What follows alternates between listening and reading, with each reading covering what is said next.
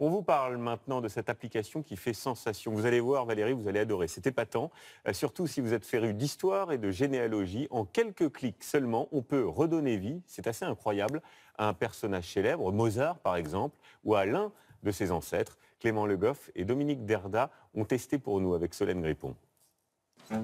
Depuis 30 ans, Greg Wolf est passionné de généalogie. Et voilà le trésor qu'il a patiemment collecté. Des dizaines de photos de sa famille en noir et blanc. Des visages figés dans le temps qu'il peut aujourd'hui animer.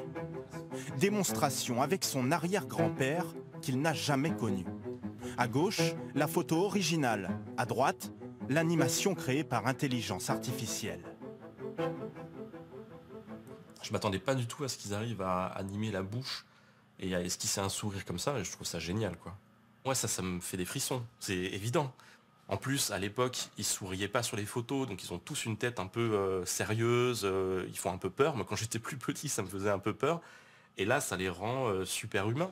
En quelques clics et moins de 30 secondes, il peut désormais faire bouger ou sourire le visage de ses ancêtres. Je sais que c'est pas la réalité, mais c'est quelque chose de réaliste en tout cas, donc ça me fait super plaisir d'avoir ça, c'est sûr.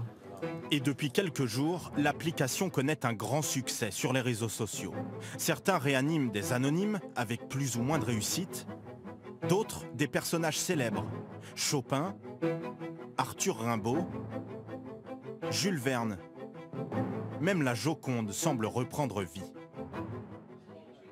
L'entreprise qui développe cette application est basée près de Tel Aviv. Et elle s'est spécialisée dans la nostalgie. On a des gens qui nous disent « J'ai vu ainsi que mon arrière-grand-père a une mimique que maintenant je vois sur mon fils ». Ce genre de choses. Ça donne beaucoup d'émotions aux gens et ça leur donne envie d'en savoir plus sur leur histoire familiale. Et les Français aiment beaucoup la généalogie et connaître leurs origines. À partir de 10 photos animées, le service est payant et de plus en plus d'entreprises développent ce genre de technologie. L'intelligence artificielle appliquée au visage, encore faut-il accepter de partager ses photos de famille. Voilà, très étonnant.